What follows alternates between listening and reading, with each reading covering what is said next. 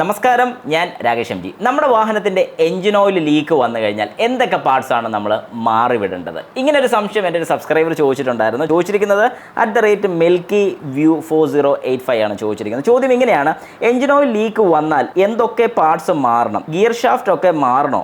സർവീസിന് കൊടുത്തപ്പോൾ ആണ് ലീക്ക് ഉണ്ടെന്ന് പറഞ്ഞത്, പുറമേ ഒന്നും കാണാനില്ല, അങ്ങനെയാണോ ശരിക്കും? ഓക്കെ, നല്ലൊരു ചോദ്യമാണ്. കാരണം ഇതിനകത്ത് ശരിക്കും പറഞ്ഞ ഒരു സംശയം കൂടെ എനിക്ക് ഫീൽ ചെയ്യുന്നുണ്ട്. അതായത് സർവീസ് സെൻറ്ററിൽ കൊടുത്തു കഴിഞ്ഞപ്പോഴാണ് അവരിത് പറഞ്ഞത്. ഇത് ശരിക്കും ശരിയാണോ? അതായത് ഓയിൽ ലീക്ക് ഒന്നും താഴെ കിടപ്പില്ല. ശരിക്കും ഒരു എഞ്ചിൻ ഓയിൽ ലീക്ക് ഉണ്ടെന്നുണ്ടെങ്കിൽ നമ്മുടെ വാഹനത്തിൻ്റെ അടിഭാഗത്ത് പനച്ചൊക്കെ നിൽക്കാം. അത് വളരെ പതുക്കെ അല്ലെങ്കിൽ വളരെ കുറച്ച് എമൗണ്ടിലേ ചിലപ്പം വീഴത്തുള്ളൂ. പക്ഷേ ഇതിനകത്തൊരു കാര്യമുണ്ട്.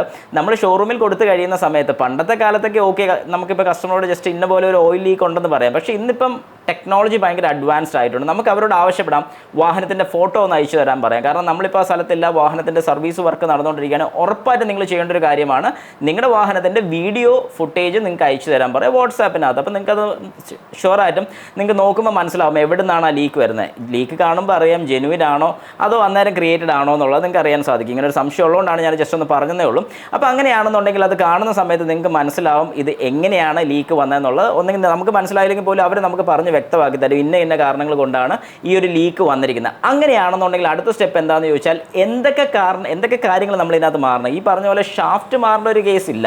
കാരണം ഈ പറയുന്ന പോലെ എഞ്ചിൻ ഷാഫ്റ്റ് എന്ന് ഉദ്ദേശിക്കുന്ന ഡ്രൈ ഷാഫ്റ്റ് ആണെന്ന് തോന്നുന്നു. അങ്ങനെയാണെങ്കിൽ ആ ഡ്രൈ ഷാഫ്റ്റിനകത്ത് വരുന്ന ഒരു ഓയിൽ സീലുണ്ട്. ആ സീലൊക്കെ പോകുമ്പോഴാണ് ഗിയർ ബോക്സ് ഓയിൽ ലീക്ക് വരുന്നത്, എഞ്ചിൻ ഓയിൽ അല്ല. പക്ഷേ ഇവിടെ ചോദിച്ചിരിക്കുന്ന എഞ്ചിൻ ഓയിലാണ്.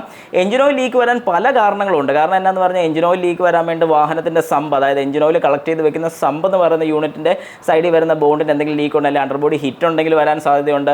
ഇനി ടൈമിങ്ങിൻ്റെ സൈഡിൽ നിന്ന് എന്തെങ്കിലുമൊക്കെ പ്രഷർ കൂടുതൽ വന്നിട്ട് അതിൽ നിന്ന് ലീക്ക് വരാനുള്ള ചാൻസ് ഉണ്ട്. ഒരുപാട് കാര്യങ്ങളാണ് നമ്മുടെ എഞ്ചിൻ ഓയിൽ ലീക്ക് വന്നിട്ടുണ്ടെങ്കിൽ വരാൻ സാധ്യതയുള്ളത്. പക്ഷേ ചെറിയ രീതിക്കുള്ള ലീക്കാണ് നമ്മൾ പലപ്പോഴും അറിയാറില്ല. പക്ഷേ സർവീസ് സെൻറ്ററിൽ കൊടുക്കുന്ന സമയത്ത് അല്ലെങ്കിൽ ഒരു സർവീസിന് നമ്മൾ വാഹനം കൊടുക്കുന്ന സമയത്ത് അവർ അണ്ടർബോഡിയും കാര്യങ്ങളൊക്കെ ഇൻസ്പെക്ട് ചെയ്തിട്ട് എന്തെങ്കിലും രീതിക്കുള്ള ലീക്ക് ഉണ്ടെങ്കിൽ അന്നേരം തന്നെ കസ്റ്റമറെ ഇൻഫോം ചെയ്യുകയാണ് ചെയ്യുന്നത്. അങ്ങനെ എന്തെങ്കിലും അവർ ഇൻഫോം ചെയ്തിട്ടുണ്ടെങ്കിൽ ഉറപ്പായിട്ട് നിങ്ങളത് ചെക്ക് ചെയ്ത് നോക്കിയിട്ട് അവരോടൊന്ന് ചോദിക്കുക. കാരണം എഞ്ചിൻ ഓയിലൊക്കെ ആകുമ്പോഴത്തേക്കും അത്യാവശ്യമായിട്ട് തന്നെ ചെയ്യണമെന്ന് ഞാൻ റെക്കമെൻഡ് ചെയ്തോളൂ. പക്ഷേ ഒരുപാട് പേയ്മെൻറ്റ് വരുന്ന കാര്യമാണെങ്കിൽ നമുക്ക് വേണമെങ്കിൽ ചില കേസുകൾ, അതായത് ചില ജോബുകളൊക്കെ നമുക്കൊന്ന് പെൻഡിങ് വെക്കാൻ സാധിക്കും.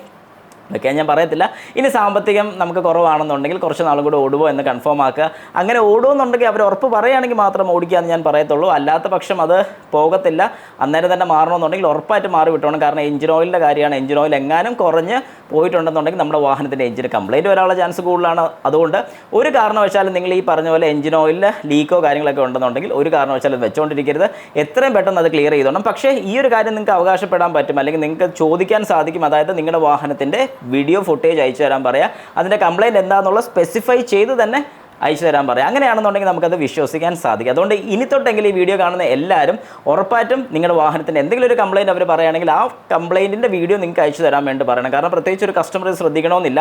സർവീസ് സെൻറ്ററിൽ വരുന്ന സമയത്തായിരിക്കും നമ്മളെപ്പോലെ അഡ്വൈസറോ അല്ലെങ്കിൽ മെക്കാനിക്കോ ഇത് ചെക്ക് ചെയ്യുന്ന സമയത്ത് ഇങ്ങനെ ഒരു കംപ്ലയിൻറ്റ് കാണുന്നത്. അങ്ങനെ ഒരു കംപ്ലയിൻറ്റ് കണ്ടിട്ടുണ്ടെങ്കിൽ ഉറപ്പായിട്ട് അത് ക്ലിയർ ചെയ്ത് തരേണ്ട ഉത്തരവാദിത്തം അവരുടെ തന്നെയാണ്. പക്ഷേ പേയ്മെൻറ്റ് കസ്റ്റമർ തന്നെ അടയ്ക്കണം. പക്ഷേ എന്തൊക്കെ കാര്യങ്ങൾ മാറ്റണമെന്നുള്ളത് കസ്റ്റമറോടും കൂടി ഇൻഫോം ചെയ്തതിന് ശേഷം മാത്രം മാറ്റാൻ പാടുള്ളൂ. ഇതും കൂടെ നിങ്ങളുടെ മനസ്സിൽ ഉണ്ടായിരിക്കണം.